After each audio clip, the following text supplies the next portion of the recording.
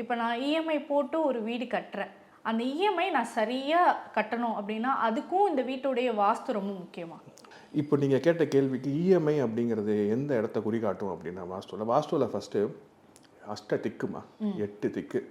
அதில் இங்கிலீஷில் சொல்லணும்னா 4 டிரெக்ஷன்ஸ் அண்ட் 4 சப் டிரெக்ஷன்ஸ்னு சொல்லுவாங்க. தமிழில் 4 திசைகள் 4 மூலைகள் மொத்தம் 8. இந்த 8ஐயும் அஷ்டதிக்கு பாலகர்கள்னு சொல்லக்கூடிய டைட்டீஸு ஆள்றாங்க.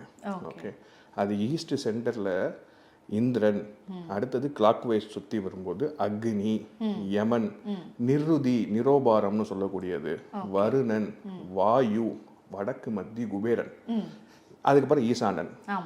இந்த கேள்விக்கான பதில் யாருக்கிட்ட இருக்குன்னா வடக்கு மத்தியில் இருக்கக்கூடிய குபேரன் தான் இஎம்ஐக்கு சம்மந்தப்பட்டவன். ஓகேங்களா? இப்போது குபேரனுக்கு ஒரு தன்மை இருக்குது.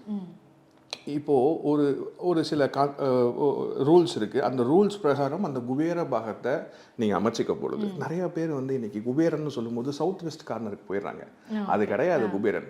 அது வந்து கன்னி, நிரோபாரம். நான் சொல்லக்கூடிய குபேரனுங்கிறது வடக்கு மத்திய பகுதி, மூளை கிடையாது. குபேரனுக்கு மூளை அல்ல. குபேரன் மத்திய பகுதியை, வடக்கு மத்திய ஆளக்கூடியவன் அந்த திக்பாலகன்.